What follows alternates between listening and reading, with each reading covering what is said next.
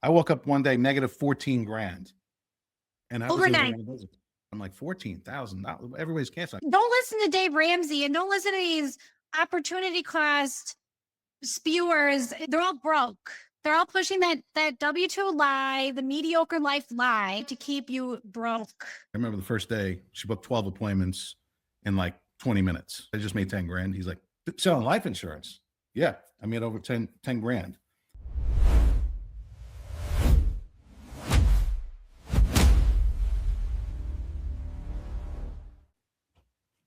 Welcome back to the Don't Blame the Leads podcast, the second best insurance podcast in all the land. And I've heard that it makes you more attractive and more successful. This is just the rumor on the streets. Didn't come from me. I don't know where it came from.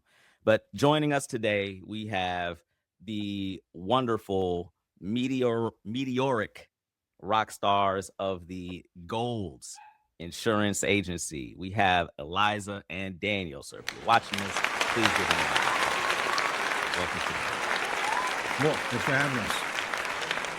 Thanks for agreeing. Yeah. So I'm gonna ask a bunch of questions to y'all, but I'm gonna do something a little bit different today. Why don't you tell us before I start asking questions? Tell us and everybody a little bit about Golds, about you, about your journey, and then I'm gonna start asking y'all questions about working with your spouse. Sounds good. You want to start, or you want me to start, Elisa? Go ahead. Go ahead, Elisa. Go right ahead. This is what it looks like to work with your spouse. So we both started in insurance many years ago. We were doing P&C before for a big multi-billion-dollar company on the corporate side, doing corporate sales. So W-2 employees. I was there for 10 years. My husband, Daniel, was there for 14 years. I started selling insurance in 2011. Daniel started in 2007. So we've been doing this a really long time. And we've always been selling over the phone. So when we started our agency, we started it 4 years ago. We started building it 3 years ago because the first year was all about selling ourselves, and walking the walk before we talk the talk. You know what I mean? Mm-hmm. We decided after attempting the in-home appointment setup, because we did that for a while, we quickly went back to telesales because in-home appointments just felt like very old school and not very productive. You can't speaking in front of as many people in a day like you can with telesales. And to be honest, like I much prefer working from home. I have kids, I'm very busy, and I like staying in my pajamas all day sometimes. So I think working from home is where it's at, especially since COVID, because we actually quit our jobs in 2021. So the year after COVID, where working from home was becoming the norm. And so we perfected the telesales process for life insurance. We did it with P&C for many years, where we learned over the years what works, what doesn't, from a multi-billion-dollar company. And we applied everything that we learned there to this, and it worked perfectly. We just applied it to a different line of insurance. And then after we started building the team, we started spending a lot of time perfecting our lead sources and building automations. It's crazy when you start a business, the things that you learn how to do that you never would have thought you would get into. But like I started a CRM for our team. We have automations, we have AI, we have everything, booking appointments for people. So our goal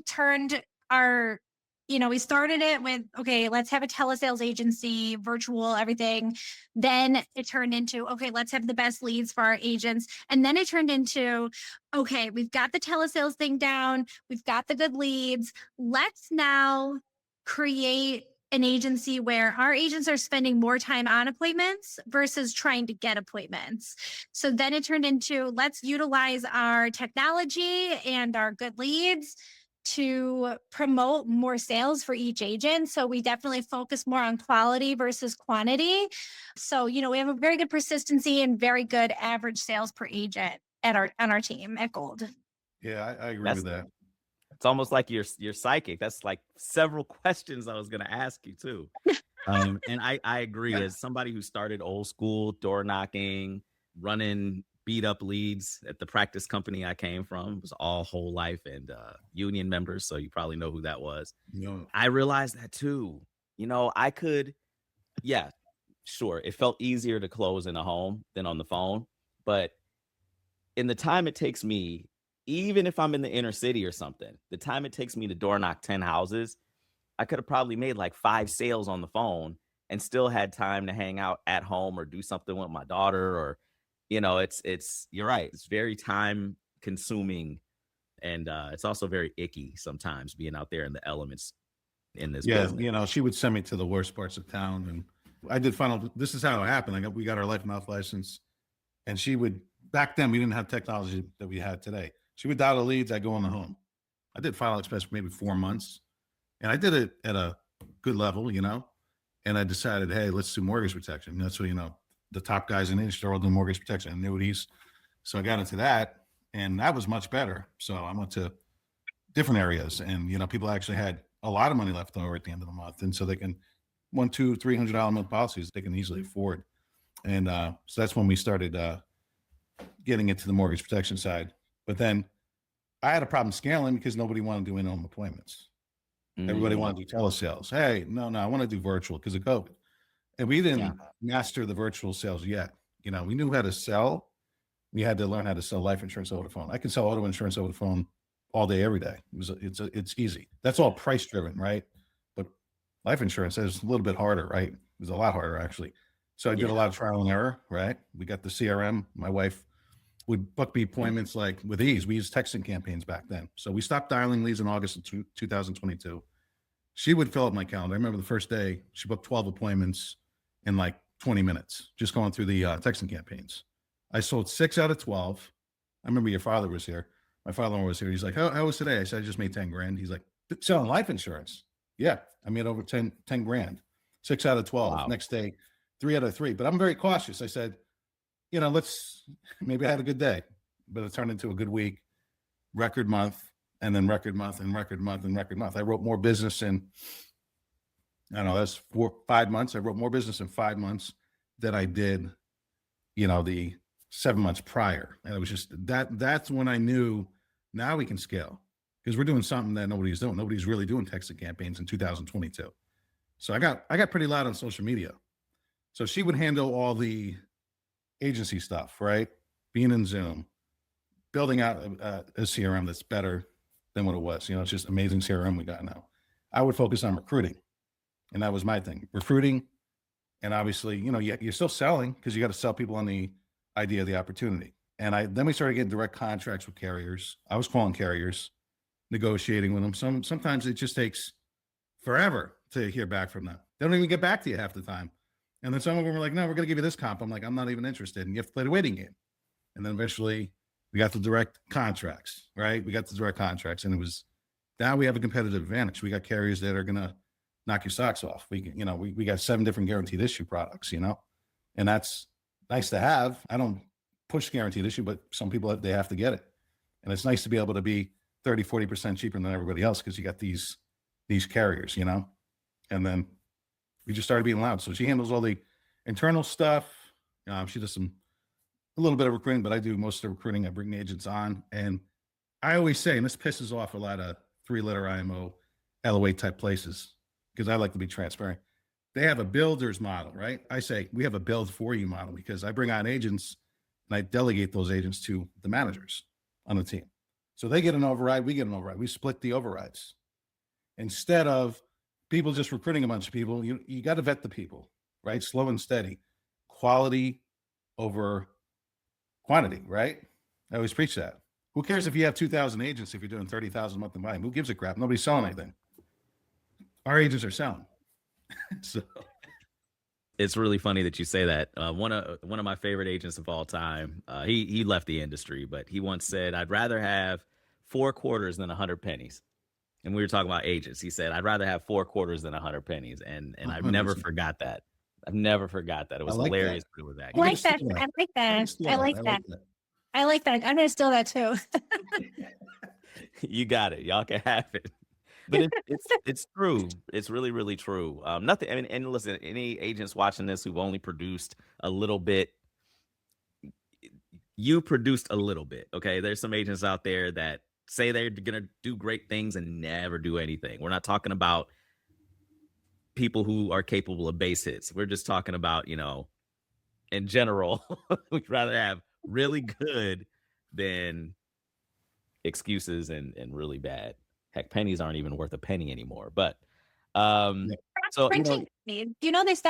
They stopped making pennies. yeah, I heard it cost more to make pennies than Yeah. the value of pennies anyway. Oh my goodness. Yeah, no, they stopped making them, and then now companies are going to be required to round to the nearest 5 or 0. Huh.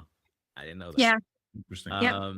Well, so I was gonna ask, because people say never go into business with your spouse, how you balance, but you answered that question already. So let me ask you this then. What was the driving force?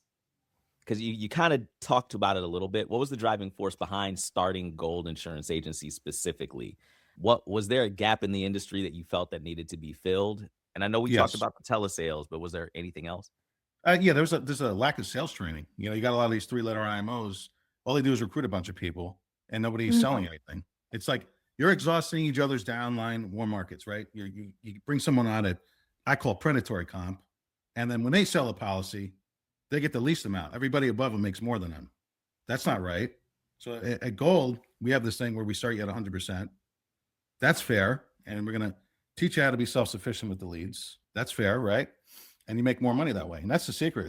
Spending money on leads is more scalable. You're going to grow quicker than some of these other places where someone's been in business for 20 years. And I got agents their first year making double what they're making, the first full year with us.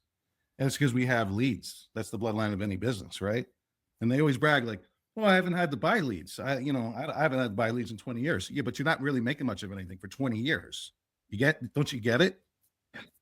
You're just bringing on recruiting constantly, So another thing that we noticed with the industry is even the agencies that claim they're training their agents how to sell, the training is just straight up garbage. I mean, the amount of things that I've seen people train, like that they're so good at, and with telesales, like they're so good at, and I'm like, the multi-billion-dollar company that we used to work for before that perfected the process.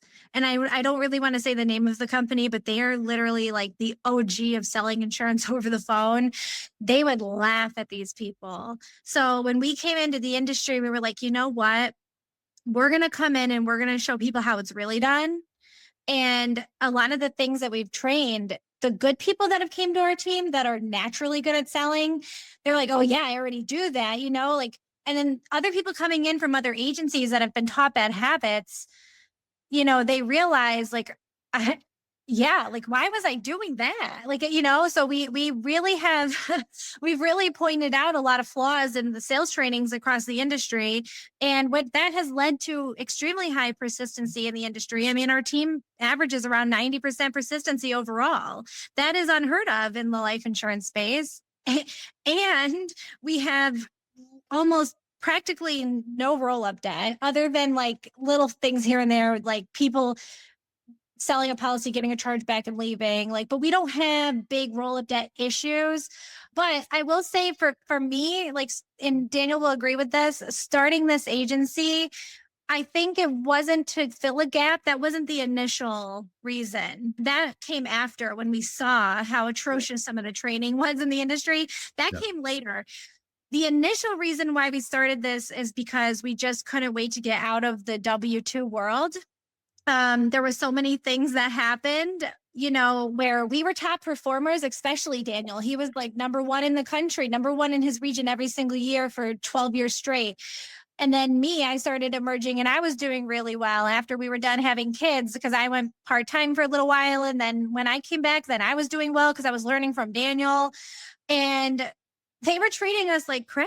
Like they were like we had to request vacation time and then we'd get denied days that we wanted off. And we're like, there's got to be more. We are so much better than this. So we had a couple of pivotal moments, a couple of things that kind of the straw that broke the camel's back moments right before we quit. And then we just both decided, because we were so confident in ourselves that we were going to be successful no matter what we do, we might as well find an industry where we can make more money with our skills. And we just decided to do it. We just went ahead and did it. And we quit our jobs together. Our manager was shocked because he was like, wait a minute, both of you? Yeah, And we that were sounds like, shockingly yeah, silly. both of us. They had to have meetings and I remember, I had some of the agents that came over here from where we came from. They're saying, oh, the rumor was that you guys hit big on the stock market and you retired. I was like, that's not what we did. What the hell are they talking about? They're like lying about it. It's like, they just wanted to like make them feel better. Like, why would they quit? Because they got worried because people were leaving. And then They had to make up rumors to justify why we left, because we were well known at that company, especially Daniel. And when we quit, it was a shock to a lot of agents there. And they Yeah. had to have meetings about us, and they made up rumors that were fake, like that we made it big in the stock market. And it's like, I wish. But Yeah. You know, it's no. crazy. It's crazy that y'all say that. And this isn't one of the questions I was going to ask you, but why do y'all think that is? Because that's very common, I'm sure you know, where a top producer leaves or a manager level person leaves, then all of a sudden the place that they left from, they're either the scum of the earth or they fell into some magical money that they never would have fought. Oh, this person stock market, or you know what, this person couldn't hack it.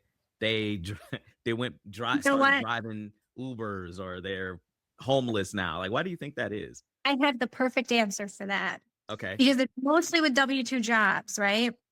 Because they've done such a good job at manipulating all of the people there. And when there's successful people there, they will praise you, be like, see, he's doing it. He's good. They're making good money.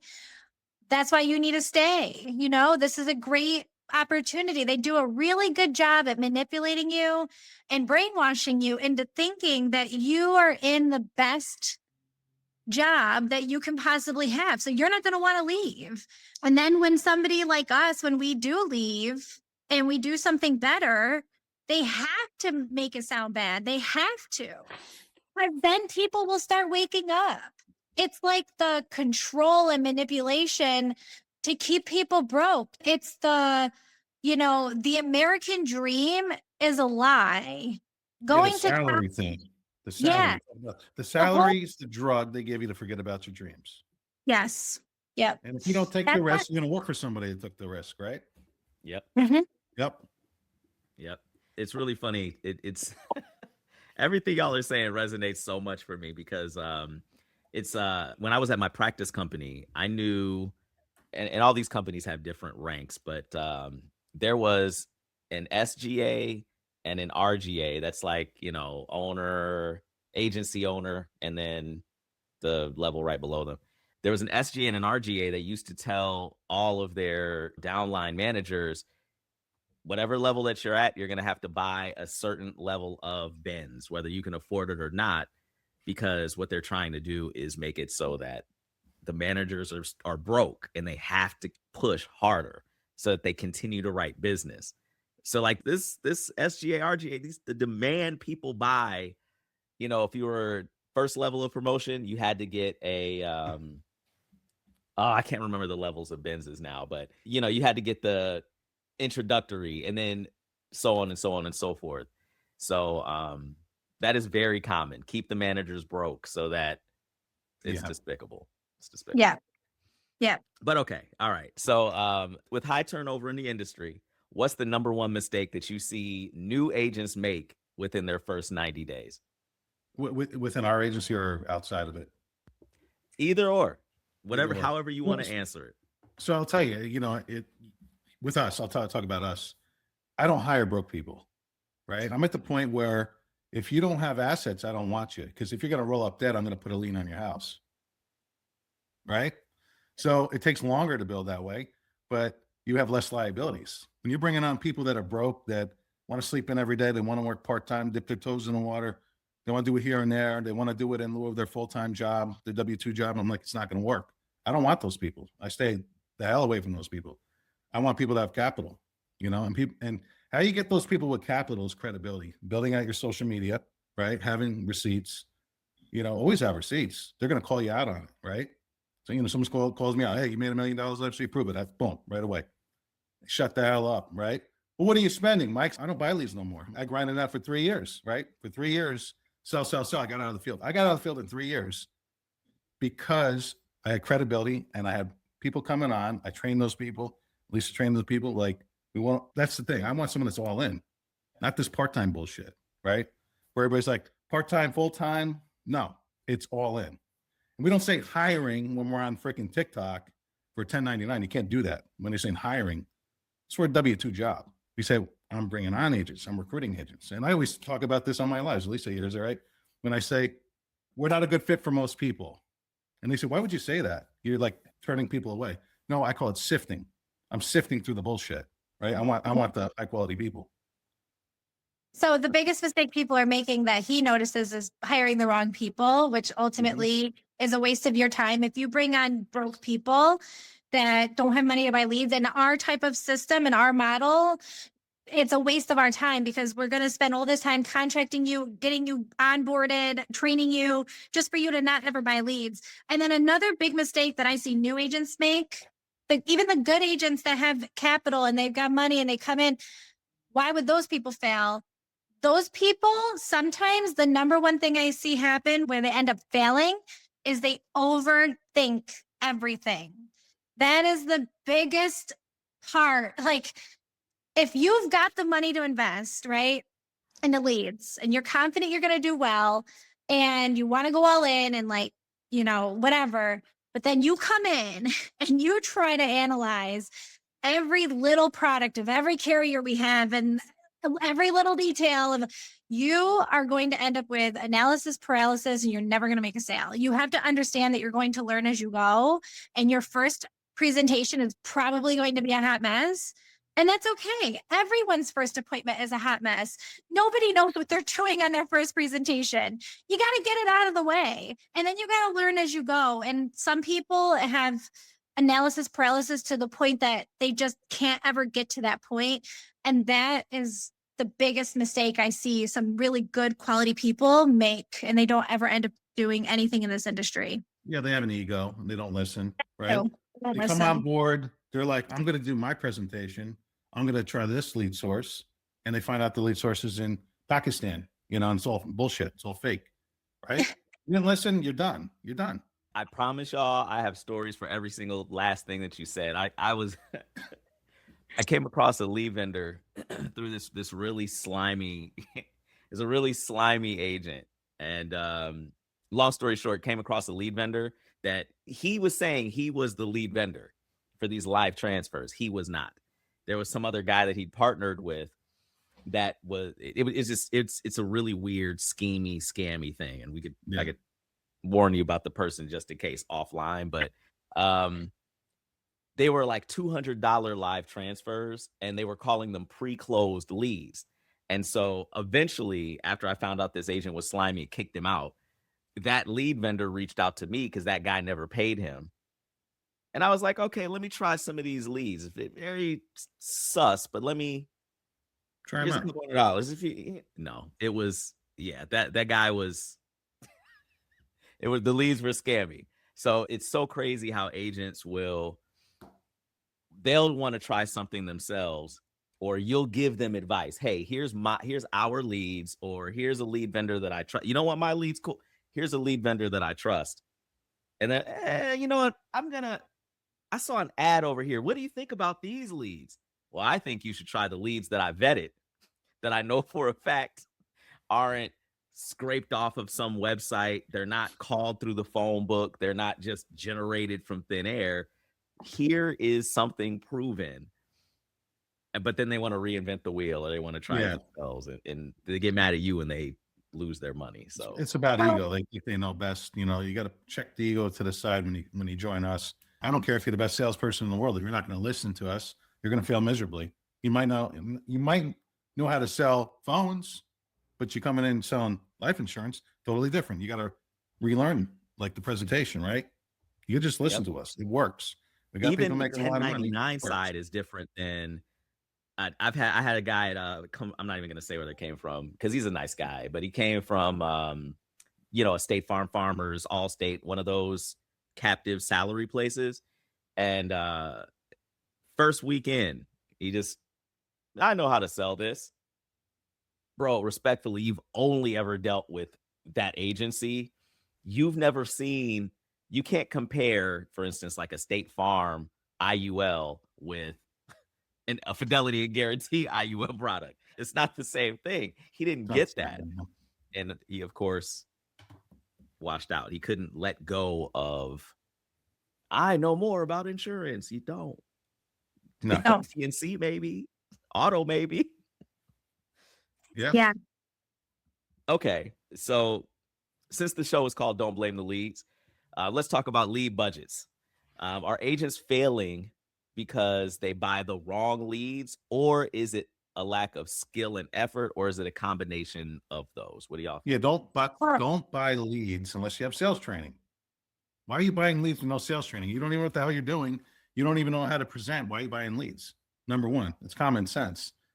Number two, you need to have people to talk to. So you need to spend, our agents on average are spending $3,000 a month on leads, right? 3,000. That's the average.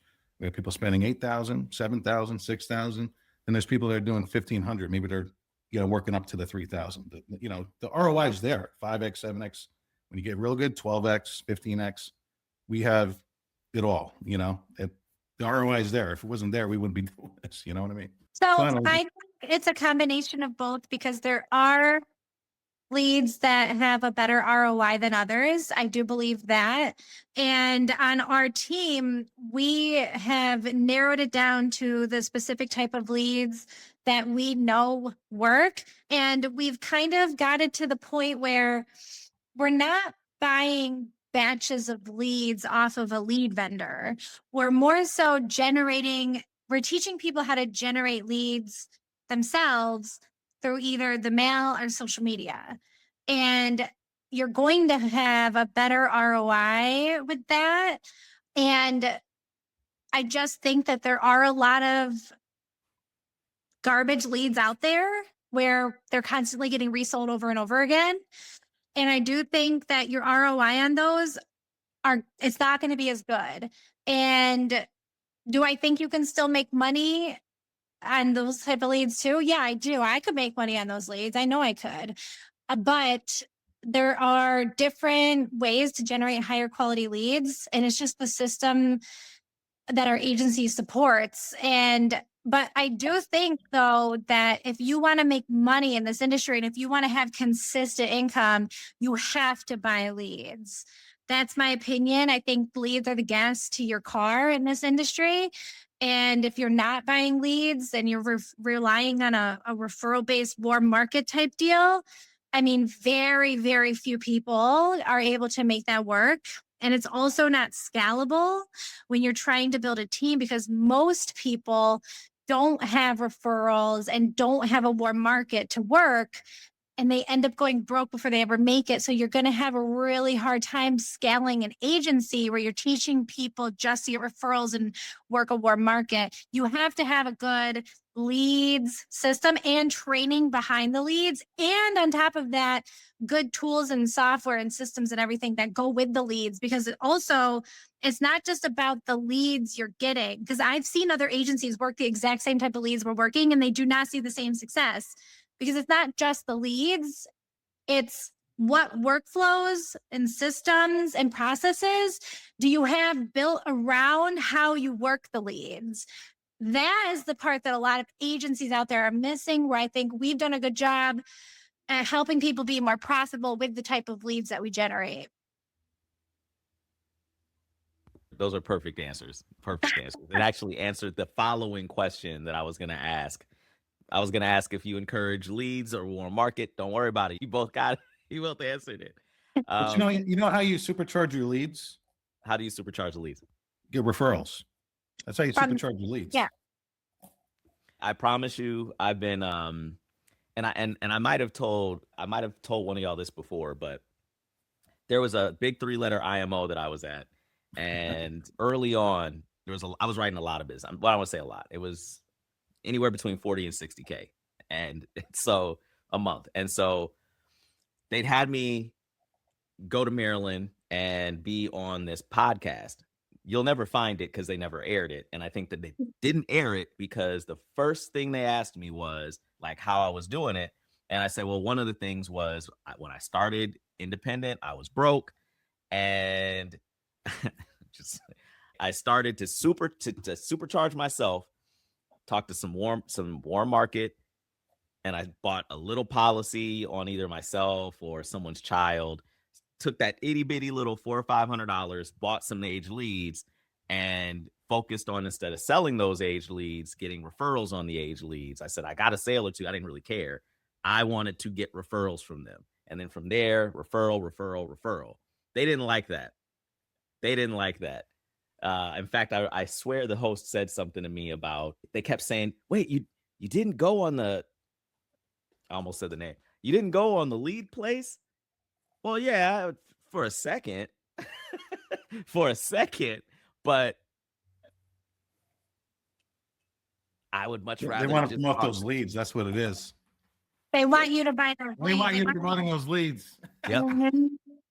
Yep. And then I had agents complaining that, well, these leads have been seen before. I talked to my upline over there. They say, no. If it's not a duplicate if the lead ID number is different. And then I'm like, well, where's the lead ID generated? Is it not generated from the same vendor? How do you know that the vendor didn't just sell the agent the same lead again? Oh, they don't do that. How do you know? Oh, I just know they don't do that. Well, it turns out, because I called that client back. I'm like, hey, this agent helped you out. How did they do? Oh, they did great. Fantastic. And I said, so do you remember filling out the form? Yeah, I remember filling it out. But he called me again and he said, I must have filled something out twice. I only filled something out once. So I don't know. No, That's right. why I think they really do want you to buy those leads, because in those Yeah. places, whether they know it or not, a lot of those leads are getting resold. But Mhm. Yeah. No, we don't even, we teach people how to generate the leads, right? Direct mail, meta, all that stuff. And people are like, why don't you just make money off the leads? Like, have your own. I don't want to do that. It's very simple. We get paid on the volume of the agency. Why do I need to have nickel and dime everybody? Why do we got to have a vest? You can do a vesting period, right? With direct contracts, vesting period. Why do that? It's simple. We get paid on the volume of the agency. Other places, you get 10% a year. So if your renewal is 200, you get $20. You're not fully vested yet. See, why do they need to do that if they're making all this money? You don't need to do that. If you're making money, you get paid on the volume of the agency. You don't need And to you make know, money on and this selling is it. just my speculation. I think that they do, some companies do that because it's an easy thing to say in defense. What you just said is an easy thing to say. We're not making money on the leads. We make so much more money in overrides. Why would we need to do that? Yeah. But you're They're doing making it. a lot of money. Yeah, they're making a lot of money on Yeah. those leads. Yeah, Yep. they really are. Yeah. Okay, Yeah, I'm they sorry. are. I didn't mean to derail. Okay, so y'all are known for your expertise in things like return of premium and advanced markets. Why do you prefer that over a standard term? And can you explain the value to a price-conscious client? So if a price-conscious client was watching this right now.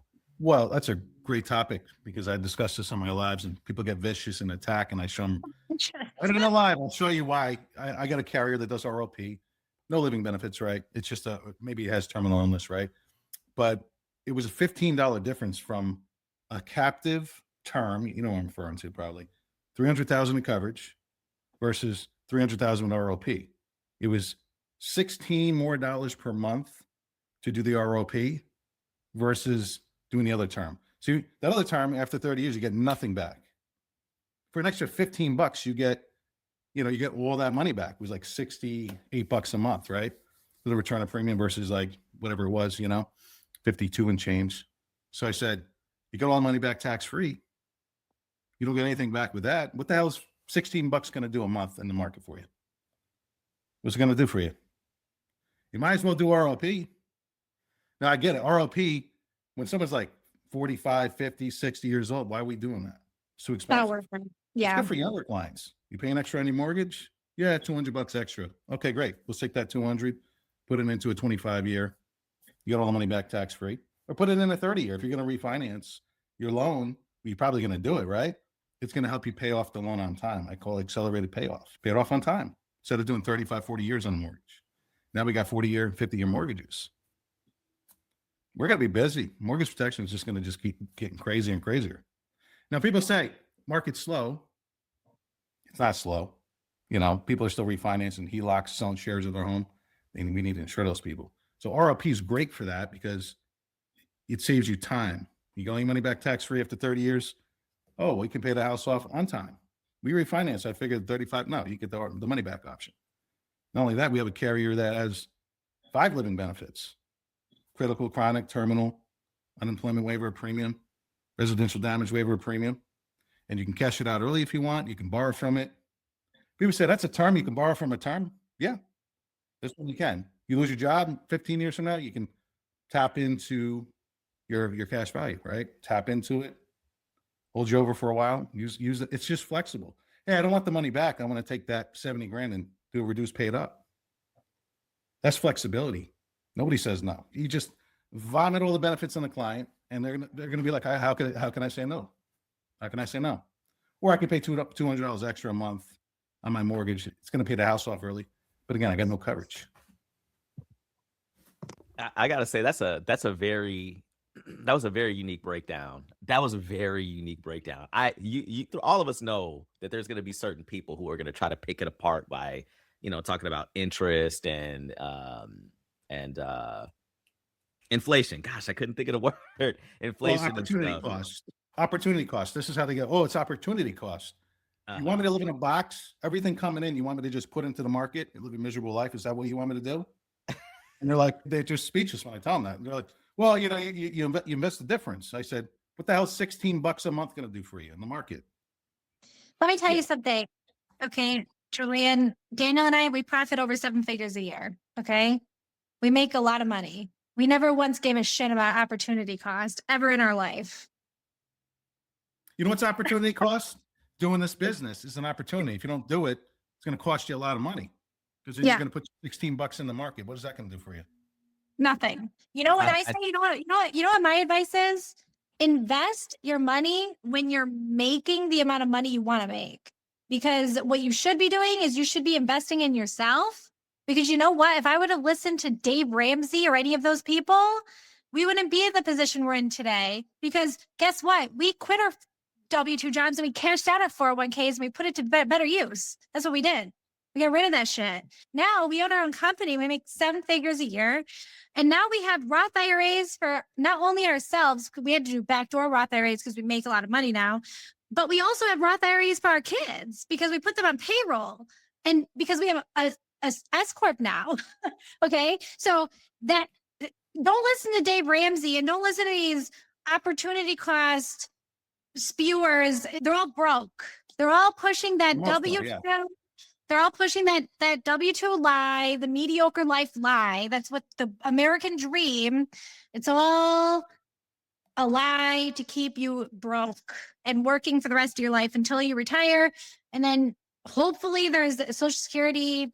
What a life. It's going to be gone by the time we get it. It's going to be gone. So you better have money, right? Stop banking on Social Security. Stop banking on pensions because pensions go away. You know that? Oh, Yellow Freight, they took away the pension. They eventually got it back for some of them. But you remember, the pensions we had a friend worked his butt off all these years, and took his pension away.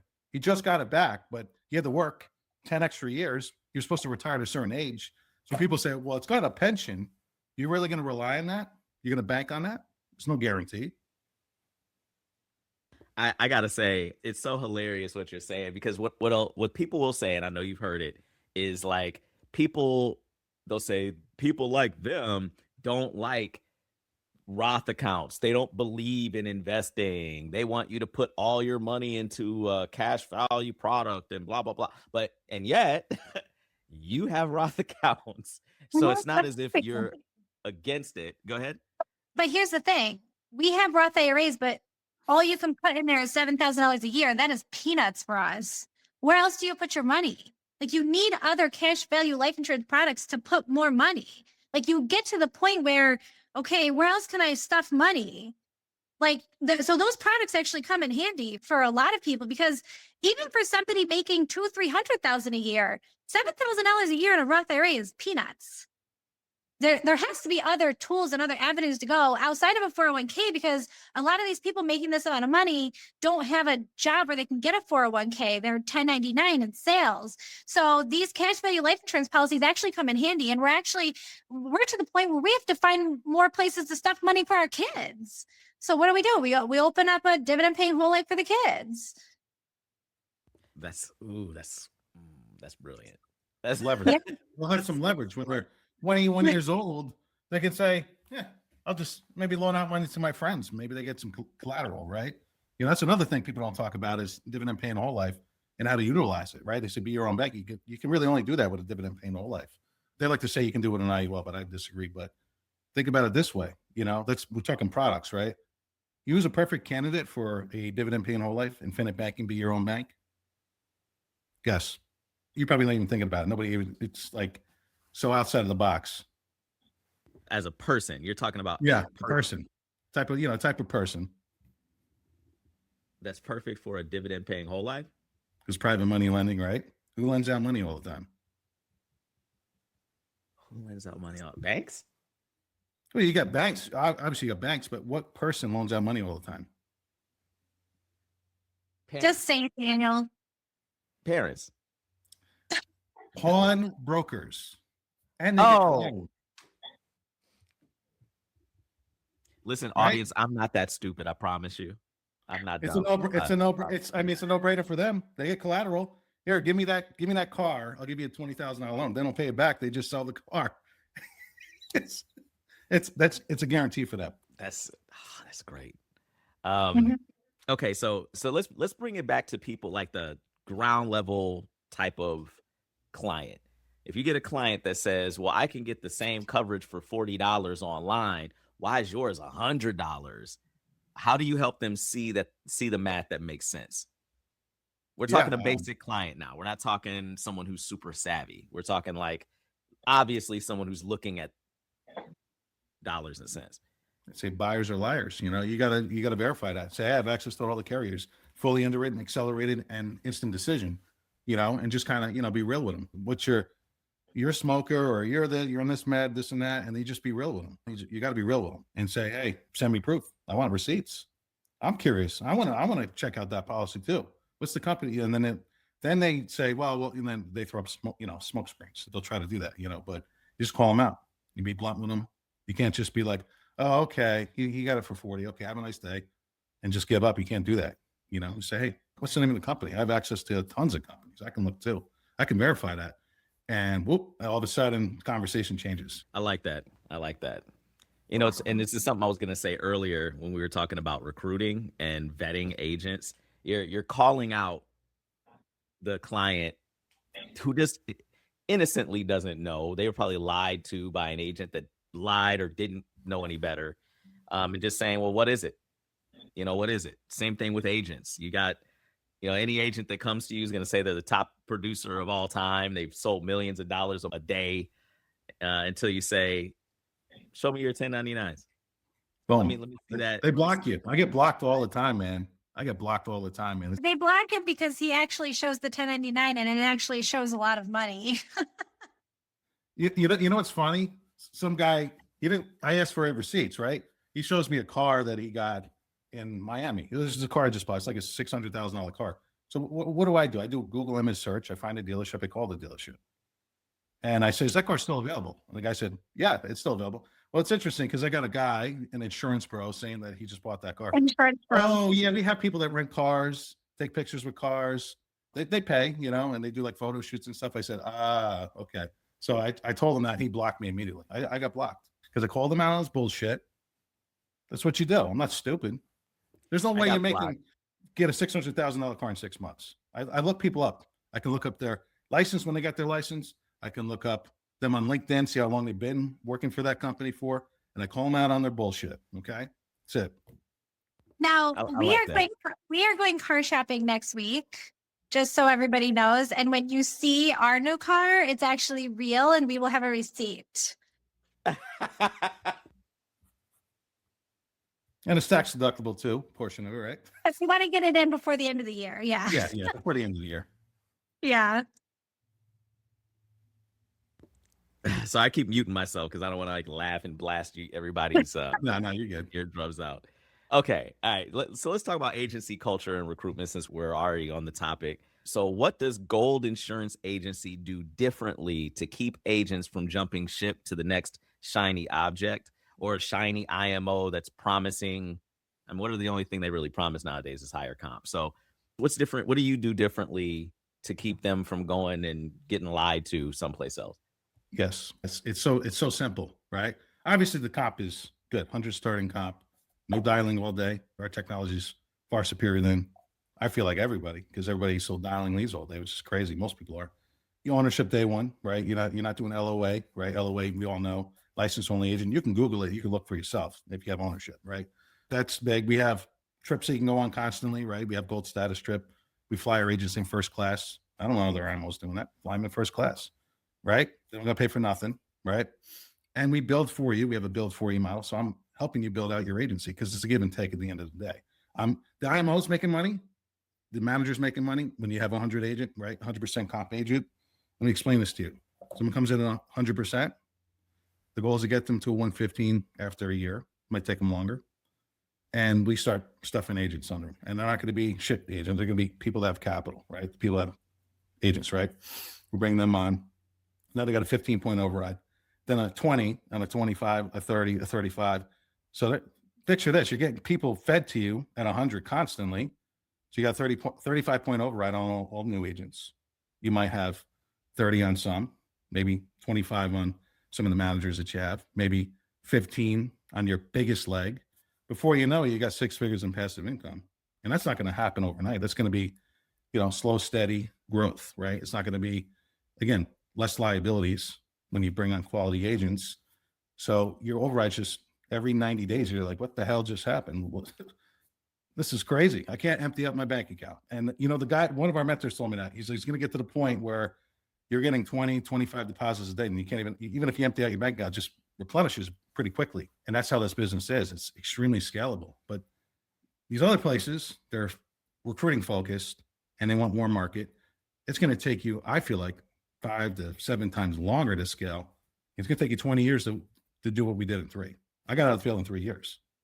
So instead of being greedy and anybody that we recruit put direct to us and keep the whole override, instead of doing that, we put people underneath our managers and we share the override because we're out there constantly recruiting, keeping the engine running with our staff, like the contracting staff and the CRM and all of that. And the managers are primarily the ones onboarding new agents and training them because our managers we trained them when they came in and now they're training the new people. And so we're building a team for that. So when you get towards it, we're not going to build a team for you day one. You got to learn what you're doing and you got to become a good agent.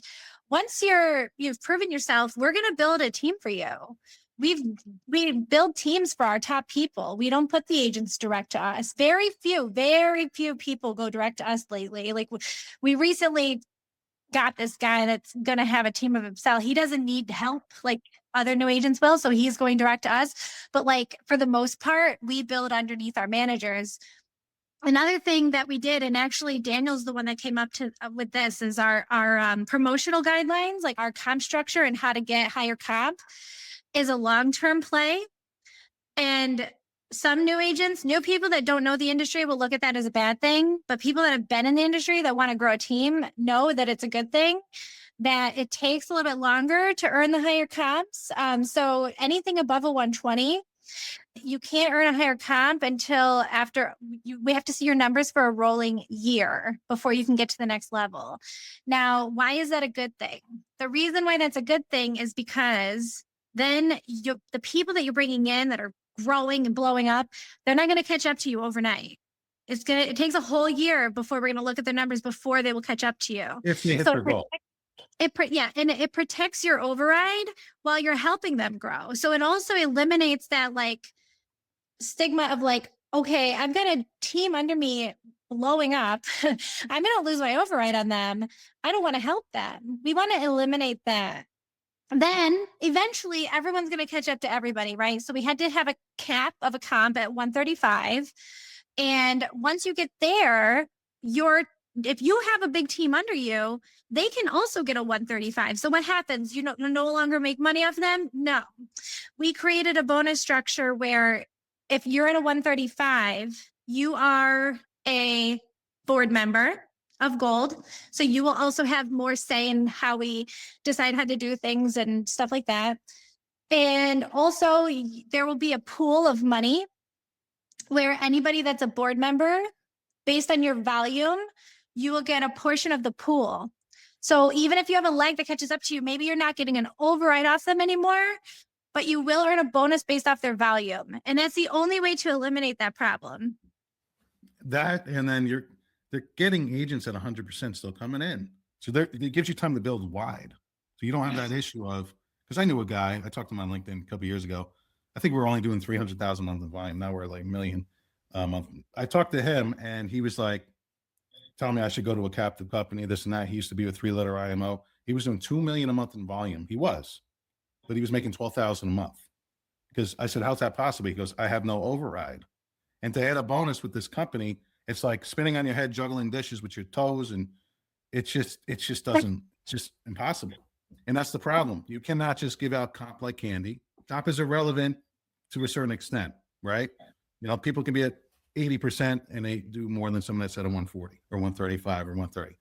That's true because some people they're good at sales.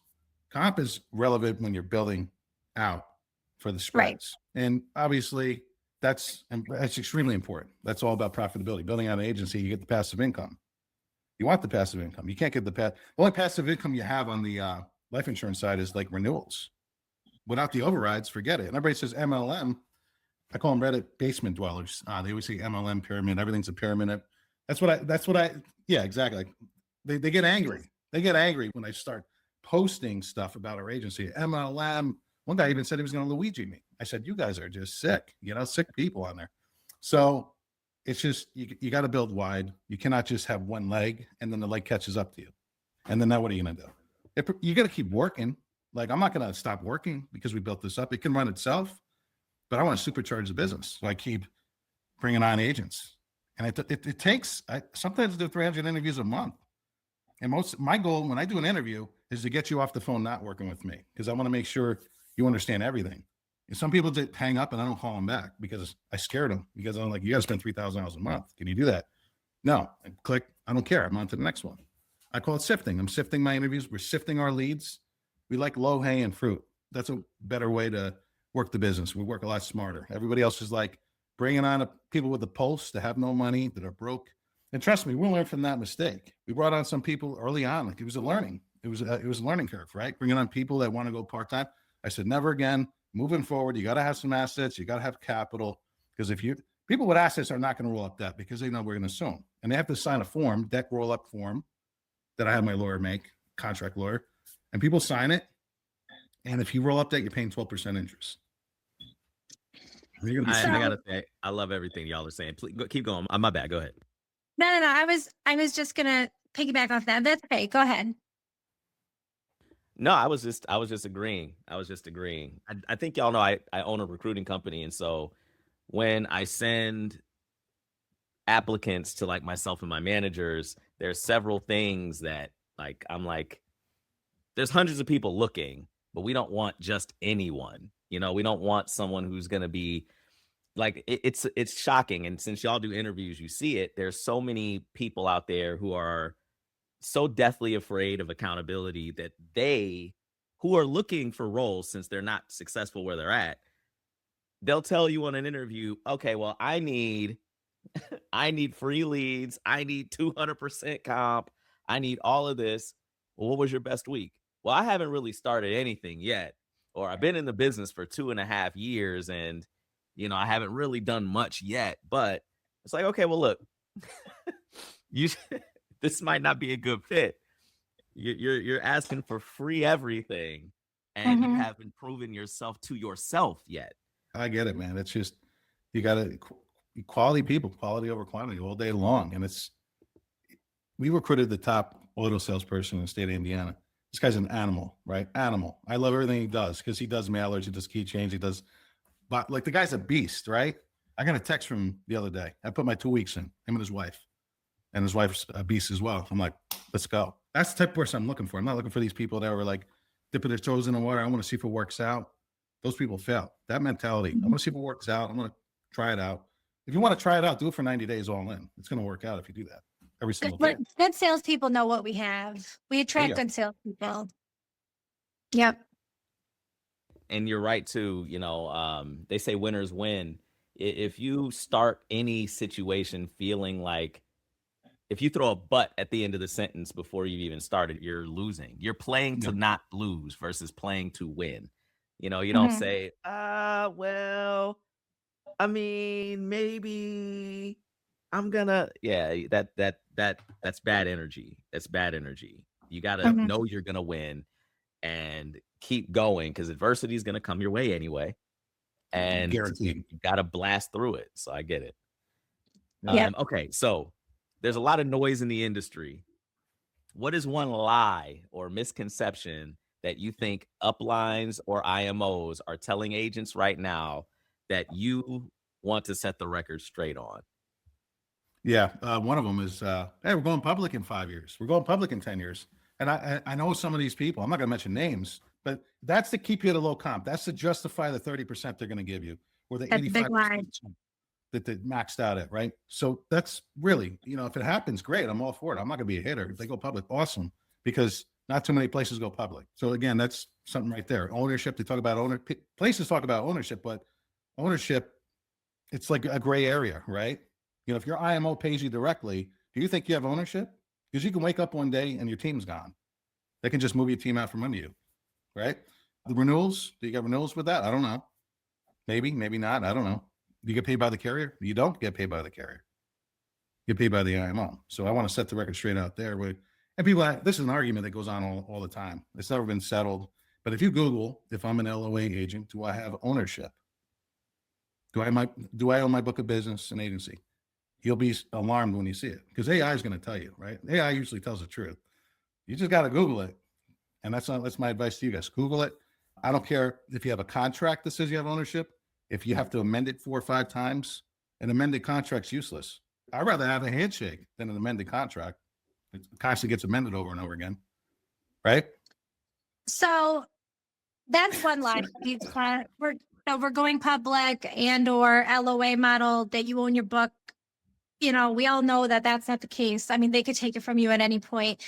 Now, my thing, and that's one big one. My thing is it's not necessarily a straight up lie, but when you're interviewing for an agency, when they tell you that they've got good leads and they've got really good training and all of this and that, have them show it to you. Don't take their word for it. Don't take their word for it, because they're probably making it. Most agencies are lying. When we interview agents, we bring them in Zoom. We show them our boot camp. We bring them in the Zoom that our agents are working in, so they can see all of the agents in there working. They can see all the breakout rooms. They can see that there are agents in there working together every day. So we show them. We show new agents what we have before they join, and then we onboard them. So that's a big one. Receipts, right? Mhm. Receipts. Always have receipts. Always be curious. Always have receipts. Always be closing, right? I always say that. People get triggered when I say that. But if someone called out one of my agents, said, you didn't do 51,000 in deposits in a month. And I said, well, I got receipts. I posted on my TikTok page. There it is.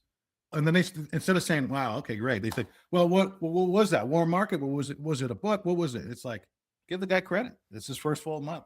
He's not a new agent. I took him from captive to non-captive. And he saw, wow, man, you got options for clients. Yeah, that we have a higher success rate. So what else? I was going to bring up something else about the whole bullshit. Oh yeah, don't mix. When you have places that say, oh, we have this bonus, we have that bonus, we have this override, that override. There's comp, right? Compensation. What's your comp level? Override when you have a team, and bonus. Three different things. Stop combining them together to make this. So we do 600%. I could say 2,000%. If I just do not just mumbo jumbo. That's what people do. It's like, well, really, our top contract's a lot higher than that. No, it's 85%.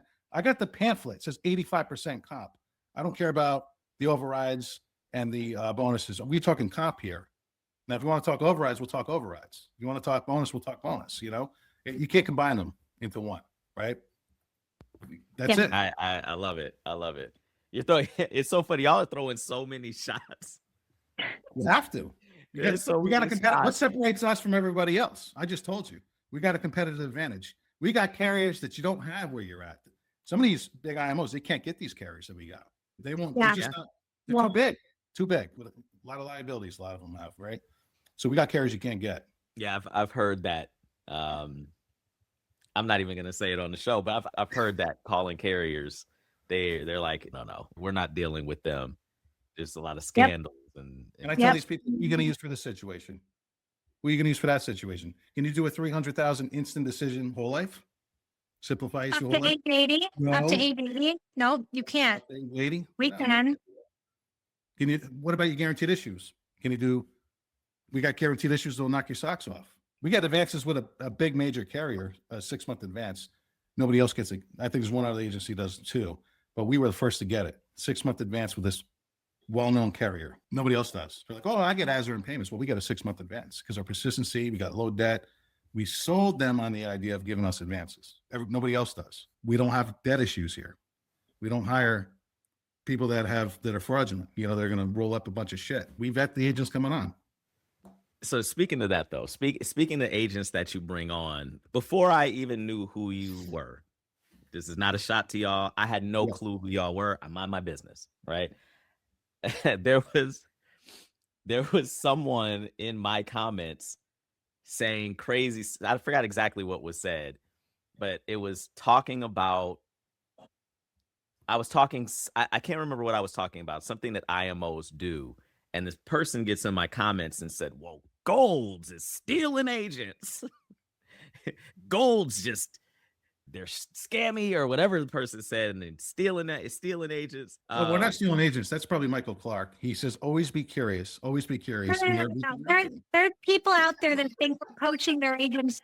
But you know what? Do you know what my opinion is on poaching? Is we don't poach agents. We honestly don't even have to reach out to people anymore. People reach out to us. We're not poaching people. But here's the thing. If you have a bunch of agents that are talking about coming to us or that end up coming to us, we didn't poach them.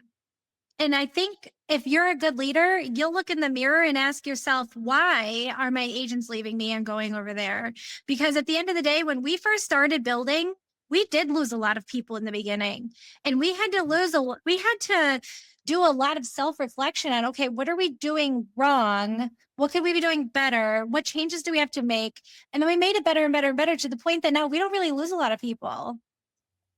Yeah, I think that's really critical. I don't mean to cut you off. I feel like self-reflection is the problem. I think too many people, and I've been guilty of it myself in the past, too many of these people, they don't look and say, why are these people fleeing? What did I do or not do that caused this agent to fail, if they failed? Or I don't know that whole story of what happened between y'all. The poach, stealing. But I think that in that case, again, not really knowing that much personally about that individual, just the negative rhetoric that's spewed. Well, because I onboarded a CFP that's well established, well known, and it triggered them so severely because he didn't want to work with them because he didn't have any revenue strategies. He comes over here, it's like plug and play. I'm in. He got curious.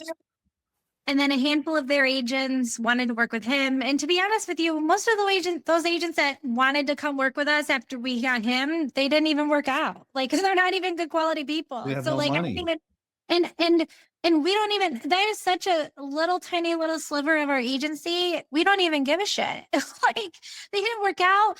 These people over here that are claiming that we're poaching are so butthurt about it. They're losing sleep over it. And we're over here like, we don't even want these people. So for the record, it wasn't like a malicious, hostile takeover. You didn't creep into the person's door in the middle of the night like Peter Pan and like whisper sweet No. nothing to their agents and people's ears. You were just there and you said, okay.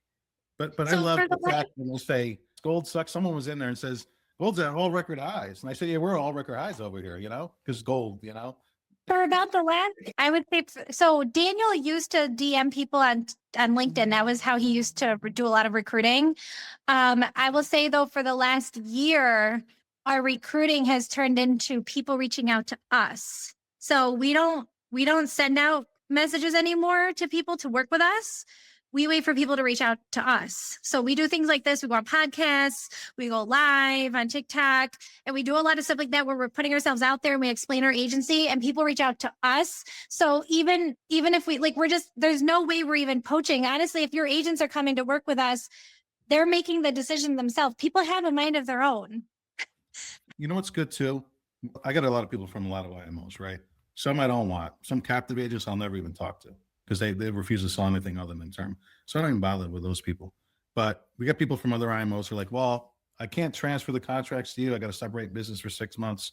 No problem. We got carriers that are better than those carriers anyway. So we'll contract you here, wait 6 months, switch you over. You got a higher comp anyways. It's going to work out. And then we're going to start building for you as well down the road. We're going to start bringing on agents. I'm going to start making you profitable. My goal is profitability. I don't give a crap about what's submitted or the stupid point system. I'm talking about what's in your bank account. This, I had 250,000 points in a year. What does that mean? What does that translate to? 30 grand? I don't know what it means. The point system. How many dollars are the what points worth? Are we? What is this, the Mediterranean diet?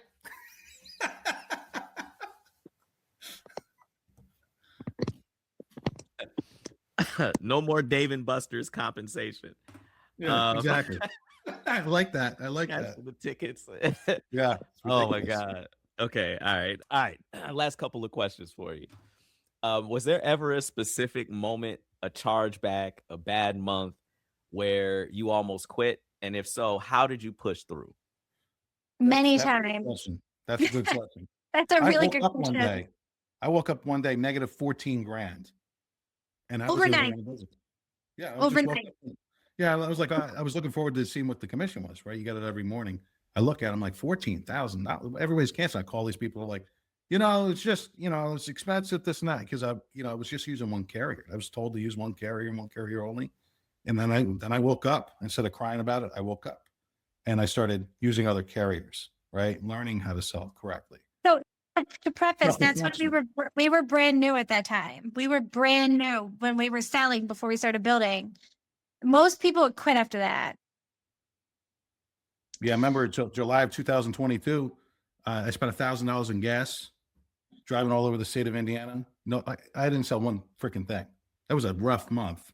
So again, self-reflection. Do we go back to a W-2 or do a 1099, another 1099? No, we got to figure out telesales, right? Then we had that CRM, the texting campaigns, everything changed from there on out. One of our agents was using it.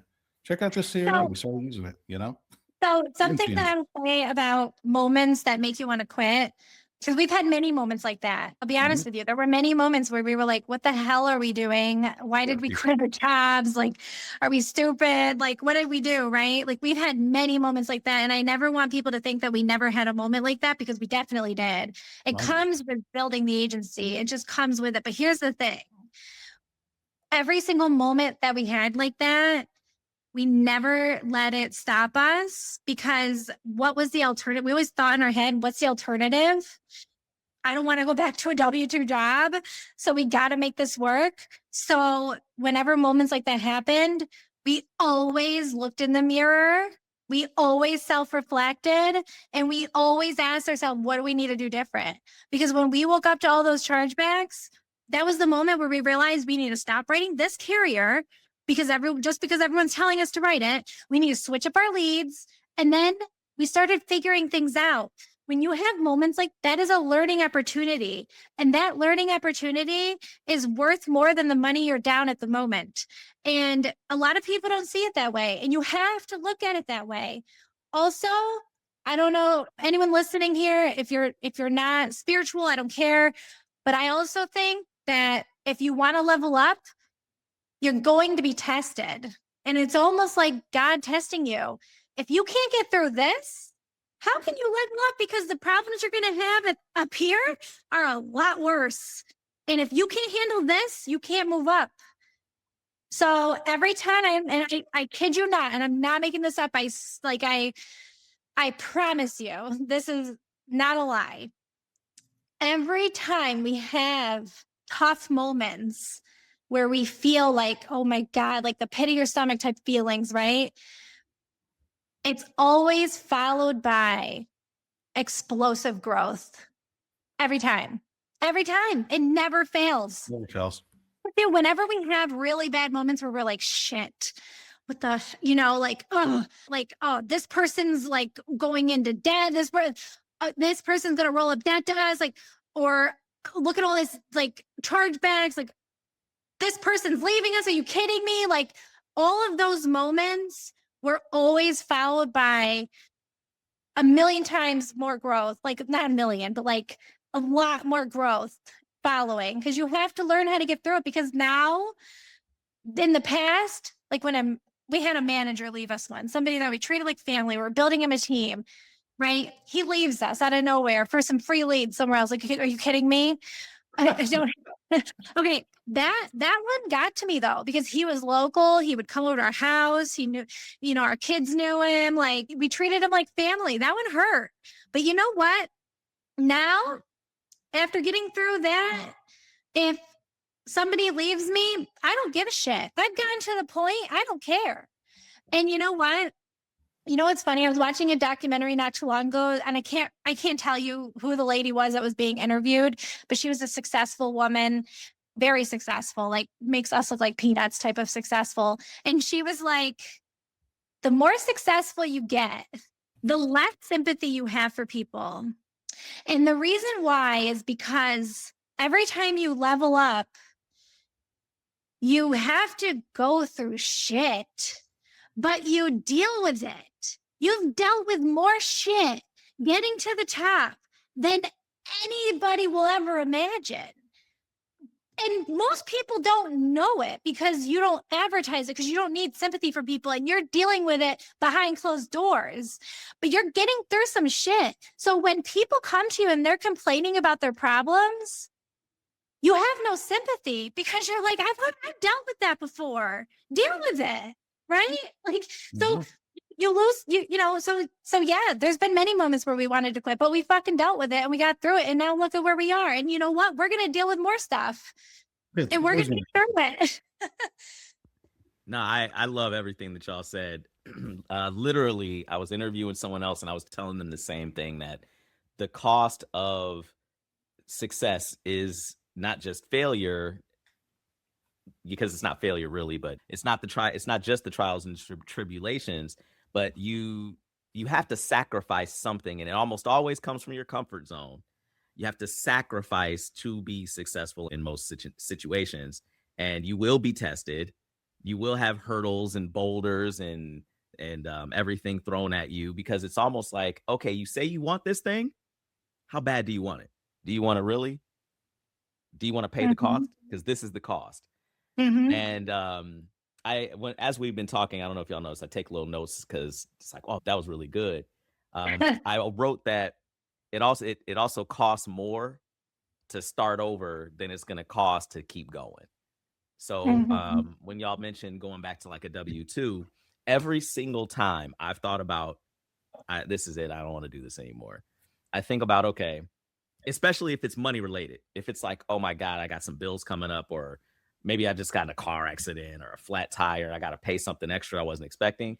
And if I don't have it, I'll think like, okay, if I got a job right now, like a typical W-2, I have to interview, I have to apply, I've got to interview. Sometimes there's 2 or 3 interviews. So even if it's fast, we're talking at least 2 weeks out now.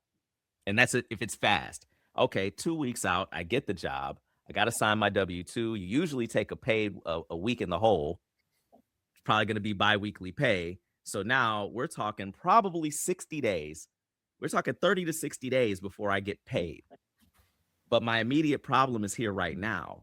So like, I got to calm down, because if I really just grind hard like I'm going to have to get the job, then I'll be able to sell my way out of this hole. Yeah. So everything y'all are saying is it's fantastic. Well, you choose hard. You choose your hard, right? And I'd rather choose the hard that brings me towards more money, because choosing the hard of going back to a W-2 job is not going to bring me the kind of money I'm making now. And you're gonna have to deal with an idiot or two that Yeah. that You you always gotta probably know more than that you're working for now. Yeah. You always have to adapt. You know, some people, they rely on one lead source, and when times get tough and those leads slow down, they're in trouble. You know, so you got to adapt. You can't just do mailers. You can't just do mailers. Never get too can't do- comfortable. Yeah, you always got to be on your toes. You know, you can't be. You got to be. You're gonna get hit with gut punches, like you were saying, Lisa. You're gonna get hit with gut punches, but you just continue to move forward. You know, activity will cure all that, right? Going to work will cure all that. Waking up early, simple things. Get up early, go to bed late. I tell people I get up at 6 a.m. because we have kids. We have kids, and that's I don't want to get up at 6 a.m., but I have to. We got kids. They go to school, but that's a good thing. Inspirational dissatisfaction, right there, right? And then we go to bed. I go to bed at midnight sometimes. Sometimes 3 a.m. She gets annoyed with me because I'm on TikTok, talking. It doesn't matter. We're talking, and people are sending me messages like crazy. They're my DMs all the time, constantly. Always be sending out messages. Always be recruiting, and you always got to be curious. If you're not making money where you're at, it's not you. It's lack of systems, resources, and sales training and leads. That's why 92% of people fail in this industry, because they don't have leads. They don't have leads. They don't have sales training. It's warm market. It's a whole warm market fiasco. It's like, just be like a vampire. Hire this guy, get his friends and family to get them policies so that your upline makes more than you, and the guy at the top is making more than all you combined. That's a crazy model. Does it work? Sure, it works. But it takes a lot longer to scale that type of business. A lot longer. I know this because I talk to these people. I always ask them, how long you been licensed? 20 years. And you're only making a few $100,000 a year for 20 years. I got agents doing double that their first full year. How does that make you feel? Well, I don't have to buy leads. And I was like, what are you, scared of them? Well, you got a phobia, leads phobia? Leads phobia. They've got leads phobia or dial anxiety. That's one of the. So they're not Gary leads? You got to watch that movie. If you haven't watched that movie, man. Hey, ABC, always be closing. Always be You closing. see this watch? It costs more than your car. Exactly. Yeah. Exactly. That's right. And now Daniel actually has a watch worth more than a car. Yeah. So do I. I know. Yeah. All right, rapid fire round, and then we'll wrap up. Okay. Whole life or term?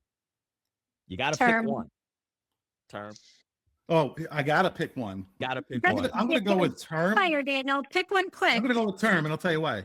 If I have an 18-year-old, No, Daniel. Just okay. This is rapid fire. You just gotta give the answer. All right. Move on. term. Term. Okay. Telesales or in person? Telesales. All right. One piece of advice for an agent who just failed their exam. They just failed it. I failed mine the first time. Yeah. It doesn't matter because it doesn't matter because test taking is a different skill than sales. Don't worry about it. Yep. Same. I failed mine 6 times. I didn't fail, but Daniel did. By 1 point. Oh, that's my first one by 1 point. But I didn't study the first time. I thought that's ego got in the way. The ego got in the way. I said I could pass it without studying. I failed. And then I got boom, and then boom. All right. So final wisdom. This doesn't have to be rapid fire. And then I'll ask you to tell everybody where they can find you. If you had to start over today with $0, but the knowledge that you have now, but you're starting completely over. No agents, no nothing. What would you do tomorrow morning? I would be producing right away. Obviously, I would make sure if I was at a W-2, I would save up. This is just me. I would save up at least $10,000, right? No. He's saying if you have $0. $0. If you have $0 and you wake up tomorrow, you have to start all over. What are you doing? He's so used to making money. First He's thing like, you gotta yeah, do- so that's fine. Look, I'm just gonna spend. Okay. So yeah, first thing you're gonna do is, so you got a warm market, right? Tap the warm market one time. Now you got capital. There's no excuse, right? Then you start buying leads and you start producing at a high level, right? And then credibility. Build out your social media quicker, right? LinkedIn, I just obsess about it. Max out connections every week. Do telesales off the bat. Don't do in-home appointments off the bat. Telesales. Get it done quicker. Lead from the front. Nice. Credibility. What do you say? What would you? So you have to start if over. I have $0, do I have good credit? Whatever credit that you had when you started. your Okay. business. Well, I'm gonna get a credit card. If I have $0, I'm gonna get a credit card. I'm gonna buy leads because I don't care about debt, like Dave Ramsey says. And I am going to start buying leads. I'm going to make money off of those leads. I'm going to rinse and repeat, pay the card down, keep selling, buy more leads. And then I'm going to build my social media, just like Daniel said, because in the meantime, while I'm doing this, I'm going to prove myself because I know how to sell, because I'm not going to overthink it. I'm just going to do it. I'm going to be building my social media. I'm going to walk the walk first before I talk the talk. And then a year later, I'm going to start recruiting. And then I'm going to build this all over again. Because you know why? If shit ever hit the fan and this agency disappeared overnight, which it wouldn't, but if it did, like if we did wake up, like we'd be able to do it all over again. Because I love love selling. She told me I had to get out of the field. No more selling. So I said, crap. That was an adjustment 3 months of I used to just overrides. What do you mean? Then No it got really selling? good over time. So, So where can everybody find you? If just to let everybody know your socials, anything you want, go right ahead. LinkedIn, you find me, Daniel Gordon Gold. Just search Daniel Gordon Gold. Elisa Gordon on LinkedIn as well. Gold Insurance Agency's on LinkedIn. Goldinsuranceragency.com is our website. So you kind of see what we sell, some of the carriers that we have. We also have on Instagram, Gold Insurance Agency. Nice. Yep. You can reach out to us there. We also have our Instagram and Facebook. My name is Elisa Savinelli Gordon and Daniel Gordon. But yeah, LinkedIn and TikTok are the biggest ones that we're on. So LinkedIn is the best place to reach out to us, or TikTok, but I think it's easier to TikTok find us is on calling LinkedIn. You find me 7-figure virtual agency, right? That's just the name I picked a while ago. And this is a funny story. I created that account in 2024, not knowing that we were going to profit over 7 figures that year. But it motivated me because I said, I got to put my feet to the fire.